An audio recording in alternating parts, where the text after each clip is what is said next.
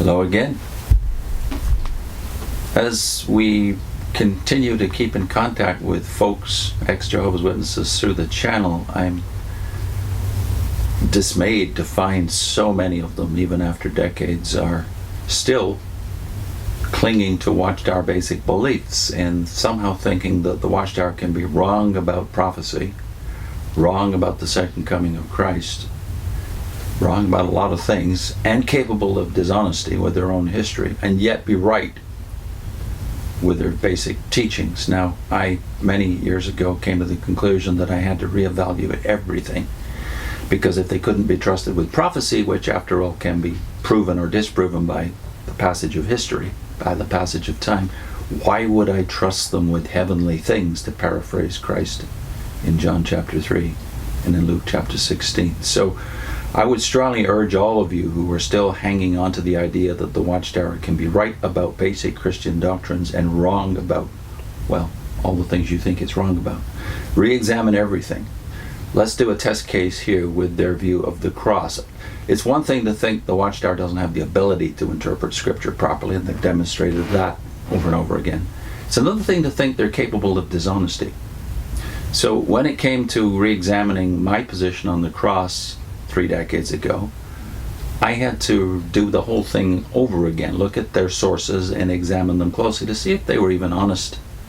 Not to mention that, were they capable of examining sources? Well, most of us can do research if we're objective, but the evidence early on was that they were not capable of objective research, as we've lately demonstrated in some other areas of their research, let's say on 607, as Ray Franz admits in the video we just put up last week.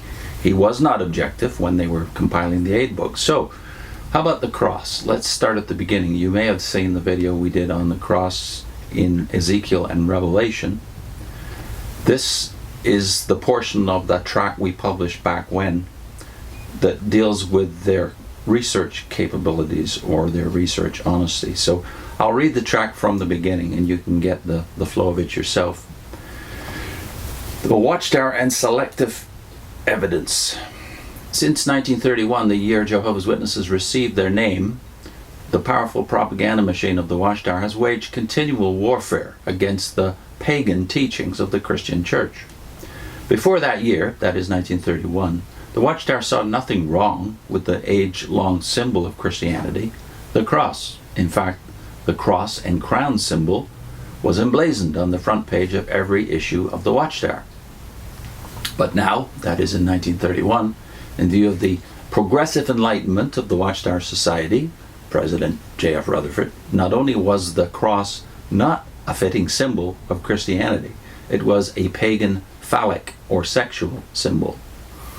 And ever since 1931, Jehovah's Witnesses have tirelessly passed on to the often outraged public this discovery of their advancing light. And modern witnesses do not stop at insisting that the cross is pagan. That information, even if accurate, would not of itself decide against its appropriation as a Christian symbol, unless it could be demonstrated that the method of execution of Jesus was not the cross. Therefore, the Watchtower attack on the cross takes both these tacks. For example, the first point made under the head cross in the recently deleted Witness Door-to-Door Manual, Reasoning from the Scriptures, is that the original meaning of the Greek word rendered cross in most Bibles is, quote, upright stake, unquote. It is then admitted that this Greek word, stauros, later came to refer to, quote, an execution stake having a crosspiece, unquote. Yet, immediately, Watchtower writers resumed their attempt to demonstrate that the weight of the evidence indicates that Jesus died on an upright stake and not on the traditional cross. That's a direct quote from the Reasoning book, page 90. So I headline the next section, Why the Need to Manipulate Sources. The very first reference used in the Reasoning book to substantiate the Watchtower position indicates that its writers, to put it gently, are not interested in objective research. For the first quote is from the 1874 Imperial Bible Dictionary, edited by Patrick Fairbairn, which is quoted as follows, quote, The Greek word for cross, stauros, properly signified a stake, an upright pole or piece of paling on which anything might be hung, or which might be used in impaling, fencing in a piece of ground. Even amongst the Romans, the crux from which our cross is derived appears to have been originally an upright pole. That's from volume 1 of the Imperial Bible Dictionary, page 376. The unsuspecting witness, if left with only the above acknowledgement by which to judge, might readily come to the conclusion that Christendom's scholars know that the cross was not the instrument used to end the life of Jesus of Nazareth, or that at least there is room for considerable doubt. But has the above quote fairly represented the position of that article in the Imperial Bible Dictionary? What was the ellipsis, that is the ... that the Watchtower omitted to quote? In the ellipsis are these words: "But a modification was introduced as the dominion and usages of Rome extended themselves through Greek-speaking countries." Why has the Watchtower left out the above sentence? The answer becomes clear as we finish off the sentence, which the reasoning book misleadingly ends at, quote, "originally an upright pole." In the original, that sentence does not end there, but goes on, and this, the upright pole, has always remained the most prominent part.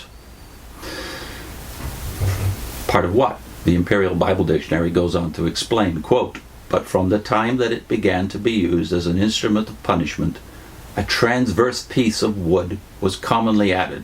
Not, however, always even then, for it would seem that there were more kinds of death than one by the cross." All of this from the same page in the Imperial Bible Dictionary.